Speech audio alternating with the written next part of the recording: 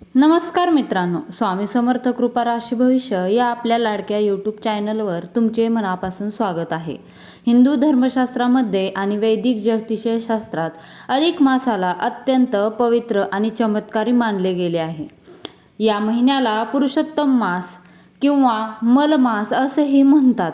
जेव्हा सूर्य एका राशीतून दुसऱ्या राशीत प्रवेश करत नाही, म्हणजेच कोणतीही संक्रांत नसते, तो काळ अधिक मास म्हणून ओळखला जातो.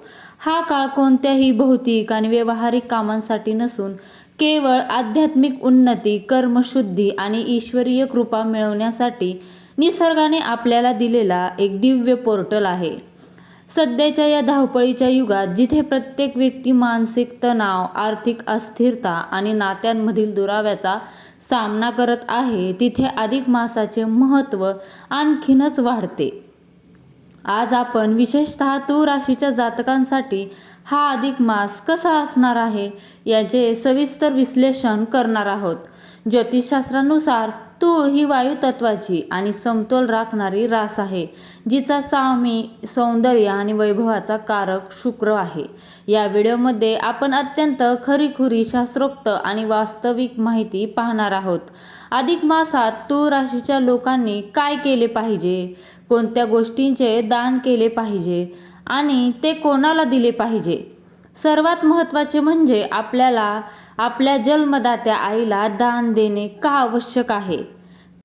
तूळ राशीला या काळात कोणते अद्भुत आणि शुभ फायदे देणार आहेत, कोणत्या घटना घडणार आहेत आणि अशा कोणत्या चुका आहेत ज्या तुम्ही चुकूनही करू नयेत.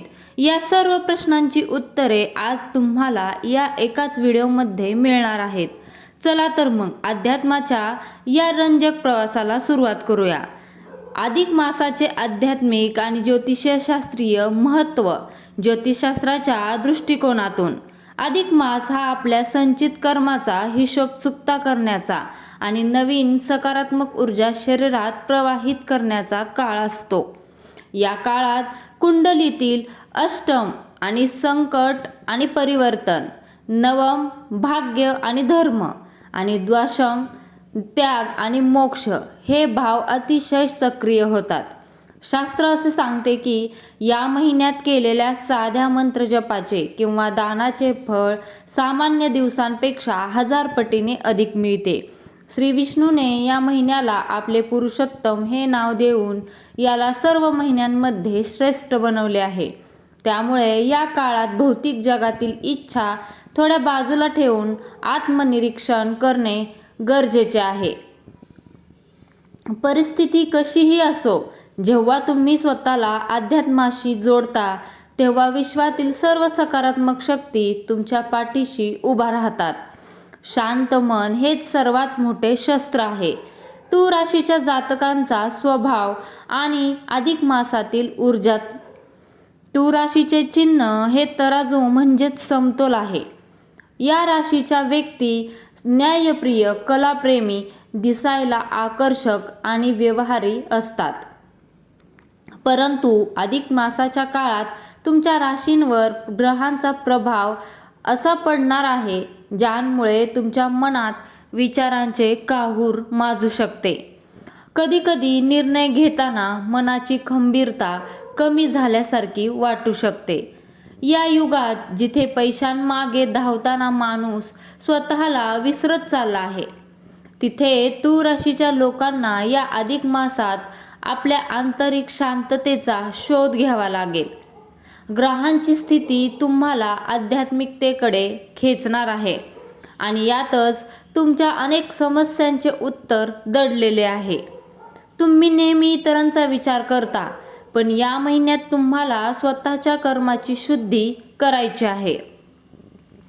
तूळ राशीच्या जातकांसाठी अधिक मासातील शुभ फायदे आणि घडणाऱ्या सकारात्मक गोष्टी.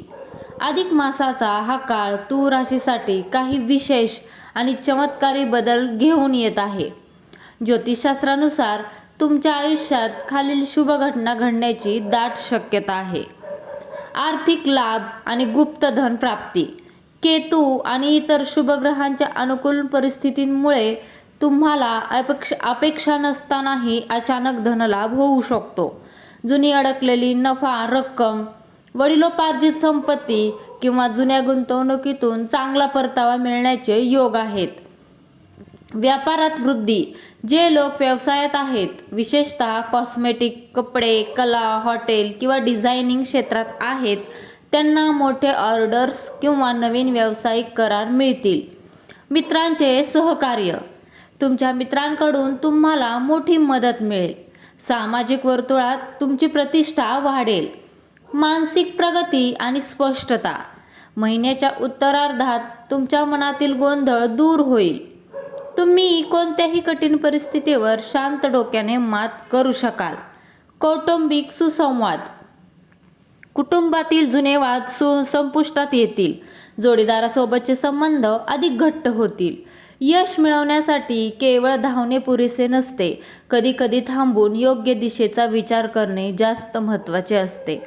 अधिक मास हीच थांबण्याची आणि स्वतःला ओळखण्याची वेळ आहे. अधिक मासात तूळ राशीच्या लोकांनी काय केले पाहिजे? नित्यकर्म आणि विधी. अधिक मासाचा पूर्ण फायदा घेण्यासाठी तूळ राशीच्या लोकांनी आपल्या दैनंदिन दिनचर्येत काही विशेष बदल केले पाहिजेत. ही माहिती पूर्णपणे वास्तविक आणि आजच्या काळात पाळता येण्याजोगी आहे. ब्रह्ममुहूर्तावर जागरण. सकाळी सूर्योदयापूर्वी उठण्याची सवय लावा. या काळात वातावरणात सात्विक ऊर्जा सर्वाधिक असते. सूर्याला अर्घ्य देणे. आंघोळ झाल्यावर तांब्याच्या पात्रात पाणी, अक्षदा आणि लाल फूल टाकून सूर्यदेवाला अर्घ्य द्या. यामुळे तुमचा आत्मविश्वास आणि समाजात मान सन्मान वाढेल. मंत्र जप. तूळ राशीचा स्वामी शुक्र आहे आणि या महिन्याचे स्वामी भगवान विष्णू आहेत. त्यामुळे ओम नमो भगवते वासुदेवाय किंवा ओम महालक्ष्मी नमः या मंत्राचा दररोज 108 वेळा जप करा. सात्विक जीवनशैली. या संपूर्ण महिन्यात मांसाहार, मद्यपान आणि तामसिक अन्नाचा संपूर्ण त्याग करा. जेवण साधे आणि घरी बनवलेले असावे. मनाचा संयम. बोलताना आणि कृती करताना संयम बाळगा. कुणाबद्दलही वाईट विचार मनात आणू नका. दानाचे महत्त्व. तूळ राशीने काय आणि कोणाला दान करावे? अधिक मासात दानाला अनन्यसाधारण महत्त्व आहे. शास्त्रानुसार या महिन्यात दिलेले दान कधीही वाया जात नाही. त्याला अक्षय पुण्य म्हणतात. तूळ राशीच्या लोकांनी त्यांच्या राशीच्या गुणधर्मानुसार आणि ग्रहांच्या शांततेसाठी खालील गोष्टींचे दान केले पाहिजे. काय दान करावे? सफेद वस्तू. तूळ राशीचा संबंध पांढऱ्या रंगाशी आहे. त्यामुळे तांदूळ, साखर, दूध आणि खडी साखर यांचे दान करणे अत्यंत शुभ मानले जाते. वस्त्रदान. गरजूंना पांढरे किंवा हलक्या रंगाचे नवीन वस्त्र दान करा. अन्नदान. अधिक मासात मालपुआ दान करण्याची जुनी परंपरा आहे. 33 मालपुआ म्हणजेच अनारसे तांब्याच्या किंवा केळीच्या पानात ठेवून दान केल्यास पितृदोष आणि ग्रहदोष दूर होतात. याशिवाय तूप आणि ऋतूंची फळे जसे की केळी, आंबा दान करा. पाण्याचे घडे. उन्हाळ्याच्या किंवा उष्णतेच्या दिवसात पाण्याचे मातीचे घडे ज्यांमध्ये पाणी भरलेले असेल दान करणे अत्यंत पुण्याचे काम आहे. कोणाला दान करावे? ब्राह्मण किंवा साधू, संत, धार्मिक विधी करणाऱ्या विद्वानांना किंवा मंदिरात जाऊन साधूंना अन्न आणि वस्त्र द्यावे. अनाथ आणि गरजू व्यक्ती. रस्त्यावरील भिकारी, अनाथ आश्रमातील मुले किंवा वृद्धाश्रमातील लोकांना अन्नदान केल्यास ग्रहांची पीडा त्वरित शांत होते. गाय, गोमाता. गोशाळेत जाऊन गाईला हिरवा चारा किंवा गुळपोळी खायला घाला. तूळ राशीच्या लोकांना यांमुळे मानसिक शांतता लाभेल. आईला दान देणे का महत्त्वाचे आहे? मित्रांनो, आता आपण त्या महत्त्वाच्या प्रश्नाकडे वळत आहोत जो अनेकांच्या मनात असतो. अधिक मासात आईला दान देणे का महत्त्वाचे आहे? ज्योतिषशास्त्र आणि सनातन संस्कृतीत आईला प्रत्यक्ष देव मानले गेले आहे. ज्योतिषशास्त्रात चंद्र हा मनाचा आणि आईचा कारक ग्रह आहे. जर कुंडलीत चंद्र कमजोर असेल तर व्यक्ती कितीही श्रीमंत असली तरी तिला मानसिक सुख, शांती लाभत नाही. ती नेहमी चिंतेत राहते. चंद्राची मजबूती. जेव्हा तुम्ही अधिक मासासारख्या पवित्र महिन्यात आपल्या आईला एखादी वस्तू प्रेमपूर्वक आणि आदरपूर्वक दान करता किंवा भेट देता तेव्हा तुमची कुंडलीतील चंद्राची स्थिती अत्यंत मजबूत होते. सर्व तीर्थांचे पुण्य. शास्त्र सांगते मातृदेवो भव. आईच्या चरणामध्ये सर्व तीर्थांचे सुख सामावलेले आहे.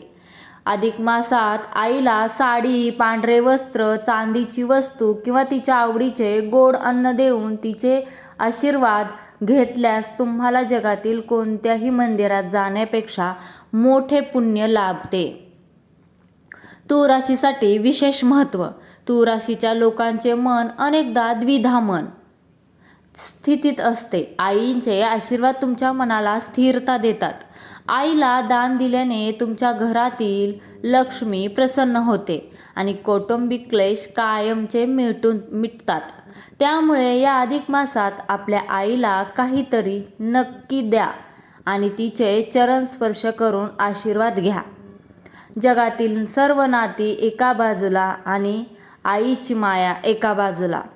ज्यांच्या डोक्यावर आईचा आशीर्वाद आहे त्याला जगातील कोणतीही संकटे स्पर्श करू शकत नाहीत. तूळ राशीच्या लोकांनी कोणाला दान देण्याने सर्वाधिक फायदा होणार आहे. जरी सर्वांनाच दान देणे चांगले असले तरी तूळ राशीच्या जातकांना विशिष्ट व्यक्तींना दान दिल्यास ग्रहांची विशेष कृपा लाभते आणि दुप्पट फायदा होतो. विवाहित महिला किंवा सुवासिनी. तूळ राशीचा स्वामी शुक्र हा स्वामी शक्तीचे प्रतीक आहे. अधिक मासात एखाद्या गरीब विवाहित महिलेला सुवासिनीचे सामान जसे की बांगड्या, कुंकू, साडी दान केल्यास तुमच्या वैवाहिक जीवनातील अडचणी दूर होतात आणि घरात ऐश्वर्य येते. सफाई कर्मचारी किंवा कष्टकरी लोक. समाजातील सर्वात खालच्या स्तरावर काम करणाऱ्या लोकांना अन्न किंवा जुने नवे कपडे दान केल्यास शनिदेव आणि राहू केतूचं अशुभ प्रभाव नष्ट होतात. तूळ राशीच्या लोकांना कामाच्या ठिकाणी येणारे अडथळे यांमुळे दूर होतील. कोणत्या गोष्टीचा फायदा होणार आहे? या दानामुळे तूळ राशीच्या लोकांना मानसिक शांतता, आर्थिक स्थैर्य आणि आरोग्य लाभ होणार आहे. जर तुमच्यावर कर्ज असेल तर कर्जाच्या बोजातून मुक्ततेचे मार्ग मोकळे होतील. तसेच जर घरात विनाकारण आजारपण असेल तर त्यात सुधारणा होईल. तूळ राशीवाल्यांनी दान का दिले पाहिजे? तूळ राशीचे लोक उपजतच व्यापारी वृत्तीचे आणि हिशोबी असतात. परंतु कधीकधी त्यांच्यात अतिविचार करण्याची आणि भौतिक गोष्टींचा अतिसंग्रह करण्याची प्रवृत्ती निर्माण होते. अहंकाराचे विसर्जन. दान दिल्याने माणसाच्या मनातील मीपणा आणि अहंकार गळून पडतो. ऊर्जेचा समतोल. तूळ समतोलाची रास असल्यामुळे जेव्हा तुम्ही समाजाला काहीतरी देता म्हणजे दान करता तेव्हा निसर्ग तुम्हाला त्याच्या दुप्पट परत करतो. हा लॉ ऑफ अट्रॅक्शन किंवा कर्माचा सिद्धांत आहे. तुमच्या राशीतील ग्रहांचे दोष विशेषतः शुक्राची अशुभता दूर करण्यासाठी आणि भाग्योदयासाठी तुम्हाला दान देणे अत्यंत आवश्यक आहे. अधिक मासात कोणत्या गोष्टी करू नयेत म्हणजे वर्ज्य गोष्टी. अधिक मासाला मलमास म्हणतात कारण यात संक्रांत नसते. म्हणूनच या काळात काही गोष्टी करणे शास्त्रात कडक वर्ज्य मानले गेले आहे. या गोष्टी केल्यास पुण्याऐवजी पाप पदरात पडू शकते. मांगलिक कार्य. या महिन्यात लग्न, मुंज, गृहप्रवेश, नवीन वास्तू खरेदी आणि नवीन व्यवसायाची सुरुवात यांसारखे मोठे आणि शुभ विधी करू नयेत. तामसिक भोजन. मासे, अंडी, कांदा, लसूण आणि दारू या गोष्टींचे सेवन चुकूनही करू नका. वाद विवाद आणि खोटे बोलणे. कोणाशीही भांडण करू नका. कोणाचा अपमान करू नका. विशेषतः महिला, वृद्ध आणि माता भगिनींचा अपमान केल्यास लक्ष्मी घरातून निघून जाते. नवीन वस्त्रांची खरेदी. स्वतःसाठी चैनीच्या वस्तू किंवा महागडे कपडे खरेदी करणे या महिन्यात टाळावे. दान करण्यासाठी खरेदी करू शकता. ऋण किंवा कर्ज घेणे. या महिन्यात कोणाकडूनही नवीन कर्ज घेऊ नका अन्यथा ते फेडणे कठीण होऊन बसते. चेहऱ्यावर छान हसू ठेवून बोला. तर मित्रांनो, आज आपण या व्हिडिओमध्ये अधिक मासाचे आणि तूळ राशीचे संपूर्ण वास्तविक आणि सविस्तर गणित समजून घेतले. अधिक मास हा केवळ दिवसाची गणना नाही, तर तो आपल्या आत्म्याला शुद्ध करण्याची एक सुवर्ण संधी आहे. तूळ राशीच्या जातकांसाठी हा काळ नक्कीच भाग्योदयाचा ठरणार आहे. फक्त गरज आहे ती योग्य कर्माची आणि ईश्वरावरील श्रद्धेची. आपल्या जन्मदात्या आईची सेवा करा, तिला जमेल ते दान द्या आणि या पवित्र महिन्यात जास्तीत जास्त नामस्मरण करा. निसर्गाचा नियम आहे, तुम्ही जे द्याल तेच तुमच्याकडे 1000 पटीने परत येईल. तुम्हाला आजची ही माहिती कशी वाटली? तुमची रास तूळ आहे का? आणि तुम्ही या अधिक मासात कोणते दान करणार आहात? आम्हाला खाली कमेंट करून नक्की सांगा. तुमच्या प्रत्येक कमेंटचे आम्ही स्वागत करतो. जर व्हिडिओ आवडला असेल तर लाईक करा आणि तुमच्या तूळ राशीच्या मित्रमैत्रिणींसोबत आणि नातेवाईकांसोबत शेअर करा. आणि हो, अशाच खऱ्याखुऱ्या आणि शास्त्रोक्त माहितीसाठी आपल्या चॅनलला सबस्क्राईब करायला विसरू नका. भेटूया पुढच्या एका नवीन आणि माहितीपूर्ण व्हिडिओमध्ये. तोपर्यंत आनंदी रहा, सकारात्मक रहा. भगवान पुरुषोत्तम तुम्हा सर्वांचे कल्याण करोत. जय श्री कृष्ण, जय श्री स्वामी समर्थ. धन्यवाद.